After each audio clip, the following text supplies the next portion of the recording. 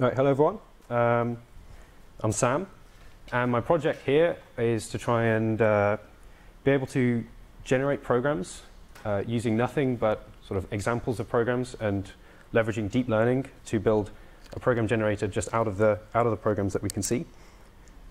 The programs that we're trying to generate aren't necessarily trying to do anything. We're not trying to sort a list with them. We just want them to be able to compile. Oh. Okay. Cool. So to give you guys a real quick sneak peek, here is one of the programs that's been generated by the best model that I have in my project. We used a really simple subset of Haskell that I'll go on to explain later. But as you can see, this thing fully compiles, nice and syntactic. In general, the findings of the project are that it works. We have tried a bunch of very simple architectures, and we found one that has a very high success rate of generating valid programs. The problem is that we found it difficult to scale to more complicated programs, and that these models take a significantly long time to train on very, very fast cloud instances. But it's still a really good finding, because in a field which is so rapidly advancing, in a field which compute is getting faster and faster every day, we're going to see the theoretical and the computational limits being pushed forward. And we believe that in a very short amount of time, we'd be able to scale to more sophisticated programs. So I guess the first question we need to answer before we go on to the experiments is why do we care about arbitrary program generation? So generating arbitrary programs has been incredibly successful in testing compilers and other program analyzers. And they have a very good track record of finding bugs in compilers that humans would otherwise find very difficult to find. The best example is a tool called CSmith. I'm sure many of you are very familiar with what CSmith does in the audience. So this is a function that's been generated by CSmith, and this is essentially the holy grail. This is what we would like to get at the end of our project, something that's able to have this very, very complicated, somewhat complicated behavior. Now, the programs that CSmith generates, you're then able to compile and run on different compilers, and the compiled program, when executed, should behave similarly. And this has been used to find a huge amount of bugs. However, building something like CSmith takes a huge amount of time and requires a bunch of PhDs and professors who have very expert knowledge in the programming language. There's also been some difficulty in being able to build generic program generators, so being able to reuse code from one project to the other. And this means that you have to start from scratch a lot of the time when you're considering building another program generator. Even in the same language such as C, if you wanted to build a program generator that has some special behavior, you'd have to start again from scratch. So the reason why we're interested in this is that if we can leverage machine learning and we can leverage deep learning to build generative models, we don't need the expert knowledge, we don't need the time, all that we need is the data, and then we'd have a program generator ready to use. In our experiments, we used a much simpler program generator that I built myself. It produces these very, very simple Haskell programs. So if you aren't familiar with Haskell, it's a very simple functional language, and you can see there that you have a function with a type definition, and basically the programs themselves don't do anything necessarily interesting. They just type check and compile. The thing that's interesting about this very simple subset of Haskell is that we can actually condense the language down into 54 tokens, which is incredibly small, and means that we're able to feasibly do complicated deep learning models on modern architecture without hitting memory limits or having to wait lifetimes of the universe for something to train. So in order to get these 54 tokens, we build an ANTler that we'll show later in the pre-processing pipeline, and how we use this to add even more structure to the code when we represent it to a neural network. So why would we use deep learning for this? The answer really is very simple. There's kind of almost nothing else you can use. They have an incredibly good track record of very, very impressive generative models, and all of this has started to happen in the last year or so. I unfortunately don't have enough time to show you the state of the art. But to give you a very simple primer, for deep learning, for those who aren't aware, we simply just formulate our model as a very simple network of chain of simple differentiable parameterized functions. We can then, if we have a differentiable loss function, i.e. judging the performance of the model, we can then propagate the error and modify the parameters with respect to a minute change in them and how much that affects the loss. So what might we use this to generate programs? So here's an example taken from a blog where the aim is to generate pictures of cats. We can start off with what's called an autoencoder architecture, where we parameterize two neural networks, which are the encoder and the decoder. The encoder is responsible for compressing the example into a very, very small vector, and the decoder is trying to get that very small vector and decompress it so that the decompressed image, the generated image, is as close as possible to the original.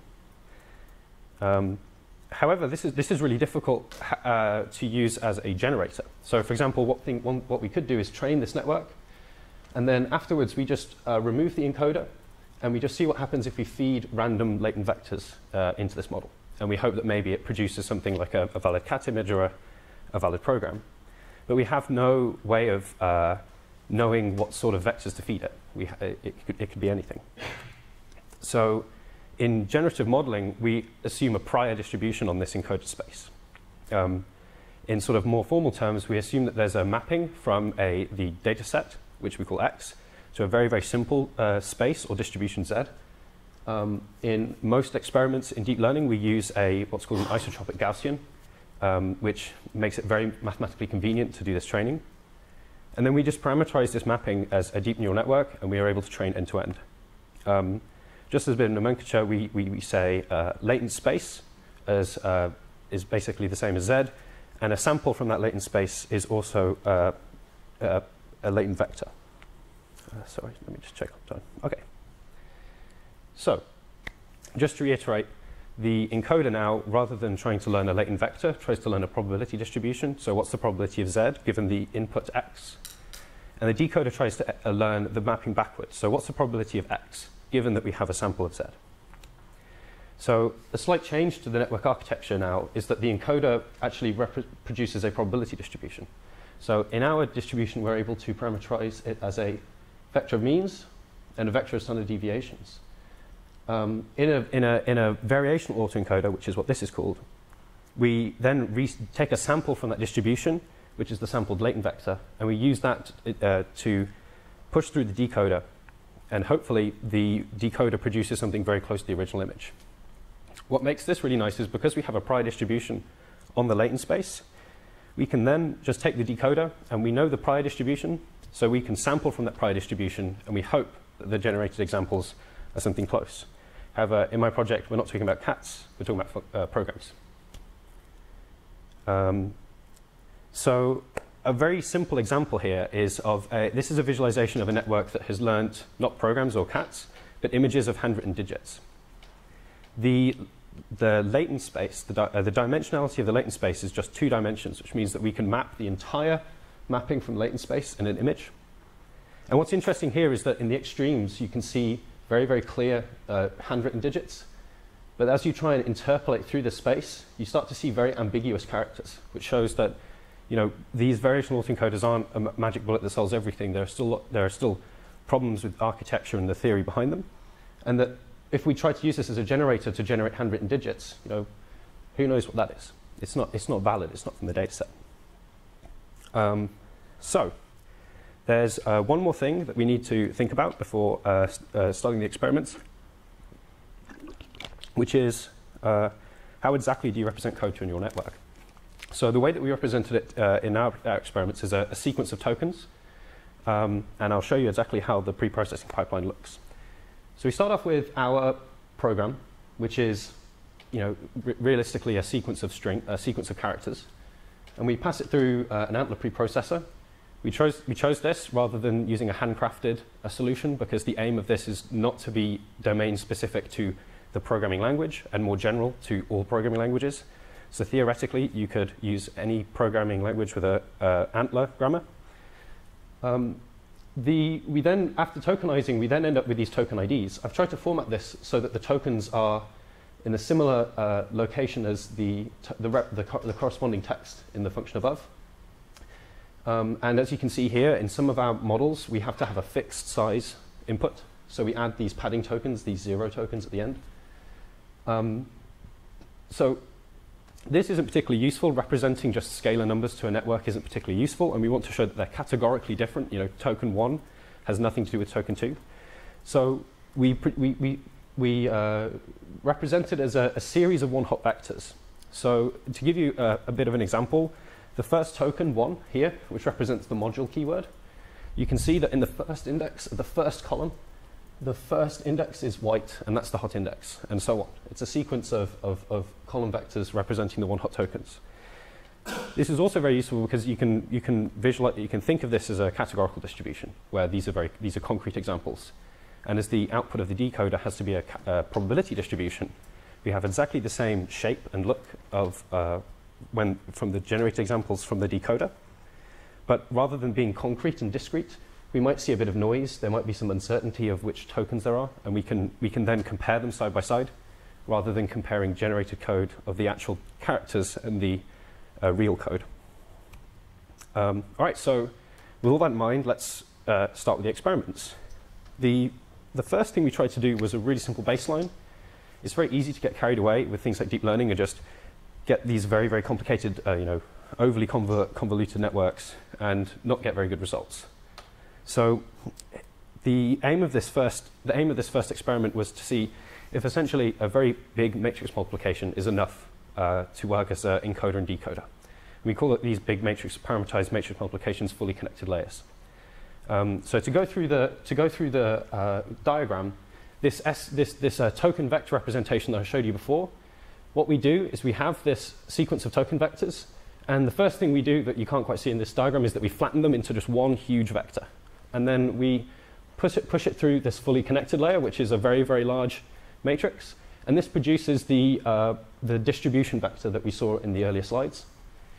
We then take a sample from that distribution. We pass that through the decoder, which is a separate network. So the colors here are meant to represent different sets of parameters. And then this produces, again, a very, very large vector, which we then reshape into these token probabilities, and then we do some normalization to make sure that they're valid probability distributions. So how does this work? Well, it actually works surprisingly well. You might think that just multiplying a large vector by a matrix or that sort of thing might not produce very good results, but out of 1,000 programs that we try to autoencode, 196 of them validly compile. What's interesting here is that the autoencoded examples are very noisy. You can see that the gray here is meant to it represents that it's very uncertain about which about the distribution of the tokens. And what's interesting here is that if we take the argmax of all of these indices, so we can regenerate the program, you can see that, for example, the keyword generated, which only appears as the second token, appears somewhere here, which makes you think that we're not really it doesn't really have a very strong grasp of what the representation of the code is, because no sane person would write that keyword there. Now when it came to generating, so when we cut off the encoder and we just sampled from the latent space, this network had a very, very poor mapping from, you can see it has a very poor mapping from latent space. The generated examples are very, very noisy when we look at the token vector representation. And here the syntax highlighter just completely fails, has no idea what's going on. You can see some sort of structure, but yeah, it's really miles and miles away from what we would like. I'm going to just comment briefly on another experiment we did, which was using convolutional nets. The results weren't particularly promising. They didn't really beat the baseline. Essentially what we had is, if anyone's knowledgeable, a convolution which goes over the categorical distribution and then reduces down a few steps. Unfortunately, this didn't produce very good results, so we decided not to continue with it, and I'll continue with some of the more interesting experiments. So this is where things start to get a bit interesting. So here we're trying to think about, we want to parameterize the model as a sequential model that produces a single token at a time. So the idea is, rather than having this one shot, here's the program, produce the program in one big function, we want to see it as a sequential function where over time, the model is able to kind of produce a token and sort of think about it, produce the next token. So let's go through this. So we're going to go left to right in this diagram, and this is the architecture of the first recurrent model. Like before, we have colors representing the same set of parameters. So these GRUs, which are a recurrent neural architecture, a neural module, this GRU module is separate from this GRU module, and likewise, these fully connected layers all share the same parameters. So the encoder in this, which is the red GRU, goes through the tokens and sees each one at a time. And after it sees all of the tokens, it produces a latent vector, which is our encoded example. We then resample this into the Z and inject it in as the initial hidden state in these recurrent modules. So one of the things about these recurrent modules is they maintain an internal state. And each time step, each time it produces something, the internal state is modified by a function of its previous internal state, and if it has any input coming in at that time. So this model then just produces hidden states one after the other with no other input. This is why we called it blind. And then from those hidden states, we map them to token probabilities using another fully connected layer. So how does this work? Well, you can see a huge improvement here. We have our best performing autoencoding, best performing blind model gets about 60%, 65%. And you can also see from the the token probabilities that there's very little noise. You can see a little bit of noise here. There's a bit of uncertainty between, for example, this column, which token probability. But in general, very clean. And also, it seems to understand the code a lot better. So what's interesting here is this example fails to compile, not because it's syntactically incorrect, but it fails to type check. So for example, A equals A returns a Boolean, and then we're trying to compare a Boolean to an int, which means that it obviously has got a much better grasp of the language, but maybe not a deep enough grasp to understand the simple type system in this subset of Haskell. But then when it came to generating it, it just wasn't able to perform as well as autoencoding. Here you can see from the syntax highlighter, it starts to get fussy around here because we don't close off the parentheses, which is very interesting because you would presume that a recurrent model, i.e. one after the other, would learn this understanding that if you open a bracket, at some point you need to close it. But actually it doesn't, which is quite interesting. So the next thought we had was, how can we augment the decoder in this network? How can we give it more information so that each token prediction, it has a better chance of producing a valid program? So what we initially thought of as a very small increment is to have a sliding window that it can look at the previous B tokens behind it in the sequence. So not only does it hold the internal state that it has as it's producing tokens, it can also have a quick snapshot of what it's previously just generated to inform it to produce better predictions. So previously to similar to the previous example, we have exactly the same encoder as the blind, the previous recurrent architecture. But the difference here is that at each time step, we concatenate and push through a fully connected layer the previous B tokens in the sequence. What's interesting here is that at the beginning, you obviously don't have B tokens behind you. So you're basically, essentially in the implementation, you just pad it with zeros. And yeah, similarly, after producing the hidden states, we map the hidden states to token probabilities using a fully connected layer. So how well does this do? Well, this is the best model that we have in our project. It has about 84% success rate. The model that we found best performing was one with a look behind of 16 previous tokens. So that's actually quite large in the context of this programming language. As you can imagine, you have around 56 maximum tokens in the program. So 16 is quite a large look behind. You can actually just sort of see maybe the whole previous function definition, for example. And yeah, incredible results. We wanted to try and go one step further. And one of the very common practices in natural language processing, which is very similar to this, is to use what's called an attention mechanism. So rather than just looking at a constant number of tokens behind, we weight the importance of all the previous hidden states, and then the ones that are important, we then use to build a weighted sum and use that as an input to the network. So essentially what the network sees at every time step is a combination of the most important hidden states pertaining to that current state of the network. This sort of attention mechanism is this is the sort of attention mechanism that meant that neural networks beat other networks in machine translation, for example. So it's a very, very powerful mechanism indeed. So to start with, we have a very similar setup as before, the same encoder. And for example, when you're producing the first hidden state, there's nothing behind you, so there's no need for a weighted sum. But when we start moving forward, the attention mechanism will look at all of the previous hidden states and weight their importance, sum up the hidden states with respect to their importance, and then feed it in as an input to the network. So there's an example at the first token produced. And then obviously at the last token produced, you have to weight the importance of all the previous ones, which, as you can imagine, starts to get very computationally expensive as you increase the size of the sequence that you're operating over. And as before, we also map the hidden states to token probabilities at the end. So it produces incredible results when autoencoding. Here we have this is for example, the example in question when autoencoded, and it autoencodes it identically.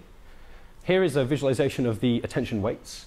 So the attention weights here, the brighter the color, the more importance that at that time step it relates to the previous time step. The x-axis is time, so at each time step, the decoder is producing the token that you can see in the axis here. And the y-axis is its look behind. So as you can see, there's nothing in the top left-hand corner because it can't look forward in time. What's interesting is that it assigns so much importance to the initial hidden state throughout the network. We presume the reason why is that this is why it autoencodes so well, because essentially you can see the Z as a seed of the program. And if you can constantly look back at the seed of the program and sort of work your way out from there, you can essentially learn these examples off by heart. By extension, this means that it generates very poorly. Because it has such a great a way to learn these examples off by heart, it doesn't learn a very smooth and interpretable mapping of the latent space. So it actually produces fewer examples than our blind encoder, which is quite interesting, actually. So the final thing that we had a little bit of time for, which is a different architecture to a variational autoencoder, which is what I've been talking about, is we tried a recurrent BEGAN, which is, I think the paper is probably about 2 months old now. I can explain a bit more in the questions if you're interested, but essentially the aim of these networks is rather than learning to autoencode, you try and train the generator to fool another network. So the other network is responsible for telling you whether you think this is a generated example or a real example from the data set. The reality of this is it didn't work very well. The generator learns to produce very, very small programs. And I think essentially in the sort of inner details of how a BEGAN works, the smaller the program, the sort of less penalty you have. And that's kind of what it learned, unfortunately. The interesting thing about this is really what this says is how effective the model that tries to discriminate whether this is a generated example or false example performs. Because if the other model that the generator is trying to fool thinks that's a valid program, then we obviously have picked the wrong architecture, essentially. So that's the end of my experiments. I guess I can open up to questions. I have a few appendix slides if anyone's interested. But yeah, in summary, we have a model that works. We have an architecture that's proven to work. But it only works on very simple programs. If we try to increase the complexity of the programs generated, you started to see it falling off already, just in the simple Haskell programs that we see. And that these models take a long time to train as well. So that was a large blocker in this project, where if you wanted to train 3 models of slightly different variations, that would take you 3 weeks to get the results. Yeah. So, thanks. Yeah.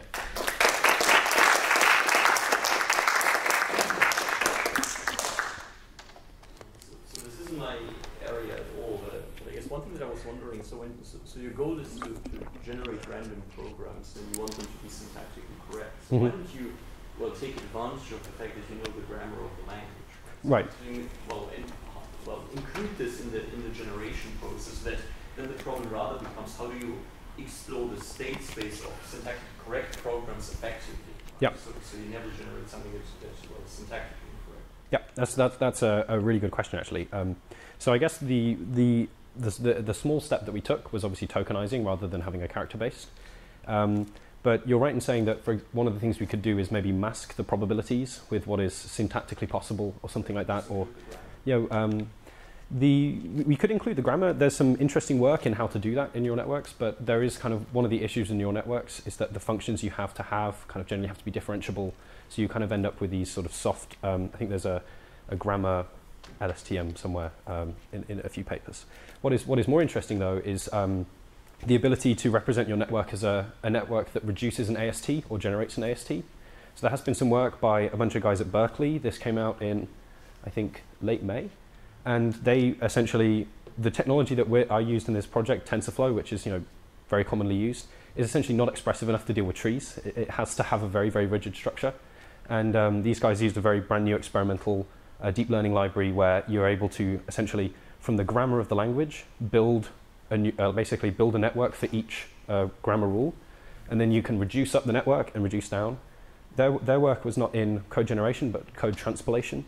But it had state-of-the-art results, and it's definitely the next thing you'd want to do in this research. Yeah. The same question that I had. So you mentioned that the training took a long time. So you say 3 weeks. So the look-behind models, which were the longest to train, took about a week on the simplest programs. Yeah. So what hardware did you run? So you used TensorFlow. Yeah. What hardware did you use? So to train those, we used the Azure cloud. We don't have access to GPUs, but actually for RNNs, I can maybe go on to that if you wish later, RNNs don't actually work very well on GPUs because essentially at each step you actually have a very small amount of computation relatively to other neural networks, and it's actually very temporally constrained, so you can't evaluate this part of the graph until these guys have been generated. So we actually used some of the Xeon processors, like the Xeon processor instances in the Azure cloud, and sort of compiled it with sort of SIMD and everything else. And I think so. I think we initially started with 16, and we burnt the sort of the budget I had very quickly. So downsized to 8 core, and that actually had about 75% performance loss, which is quite interesting. But still, at sort of very, very high CPU usage. Yep. The objectives of the project is to generate code to test compilers and others. But challenging the coding generators being not really testing, because it either infinitely recursors or returns results again. So it doesn't seem to have very complex state spaces. Yeah, exactly. So one of the things you try and do is reduce the problem down to the simplest abstraction and not simpler. One of the things that we would have to start considering then is not just checking if something compiles, which is a very easy thing to analyze. We would have to check that, for example, when we run it, it halts, for example, and also generate a main function along with these programs that calls these functions with correct arguments. And as you can imagine, the performance of these networks on these very simple models, it would be great to move on to these harder problems, but they add significantly more complex behavior to the programs. And the thing you really want with these this sort of research is to have concrete results, no matter how simple, rather than zero results on very complicated code. So we spent a lot of the time in the project actually just turning down the simplicity of the programs we generated, because we found that if we had, for example, very, very long arguments lists, like very large number of arguments in our program, things like that, the neural networks that we tried would just completely fail compared to having a small number, which is quite interesting. Like the code generator that I built for this, there's a state in which these neural networks work, and then you can turn it up and it breaks everything. So it's an interesting sort of baseline. How far up can you get? How complex can you generate these programs? So Sam, your approach is, as well as being successful at generating well-formed programs with the restrictions you outlined, it's actually very good at generating, in some cases, programs that are not quite syntactically valid, in other cases, programs that are not quite type correct, and yet they're not like random strings, they very much look like Haskell programs. So can you envisage any ways where strings with those properties of nearly being sentences in a grammar or nearly being type correct sentences? Can you envisage any testing scenarios where those could actually be useful? So in terms of testing scenarios for things that almost work, in real world applications. Are there any programming language processing tools that you do meaningful testing on with programs that actually are a little bit invalid? So I guess if we're talking about invalid as in theoretically they shouldn't compile, for example, I would see the best use case for that would be stress testing a compiler, especially if you're producing close to real examples rather than just random strings. That might help. The trouble is you don't have a guarantee of them not compiling. Yeah. Unfortunately, your approach sometimes works. Yeah. Right. So, Yeah. So would you be able to use them for that? Oh, so you're saying if I have, like, for example, the 84% success rate, how would I actually use that so that I don't actually have a 16% failure rate, for example? I was asking if you've got the, like a generator generating sometimes well-formed, sometimes slightly ill-formed programs, and you've got a bunch of compilers for a language, how could you use a stream of those programs without knowing a priori whether it's done its job right or not? Right. So I guess if it's similar to the way that CSmith is used, if all the compilers break on the program, then it's fine, and obviously if one of them doesn't, then we have a disparity. So similar to the way that you have this printing checksum, the same idea of like the outcome of the attempted compilation should be identical. If there's no more questions, I have like a final thought maybe, which is the reason why GANs, which is like what the BE GAN was, is so successful in images, I believe, is that we essentially conquered image classification. So before we started doing all this image generation, we now have 99.909%. And in natural language processing or programming language processing, we really don't have that. And I think the only way that you can get this feasibility of having adversarial generation is by, first of all, mastering sort of neural compile checking. So if you're able, the first thing that would be a really good avenue to look at is how would you build a neural network that could check whether a program compiles and why. So if you're able to produce a program that can return useful information in that regard, you then have the model that tries to try to figure out whether the generated program is real or fake, would propagate back a proper, like a good error signal for the thing to train. Okay, thank you very much. Okay, cheers.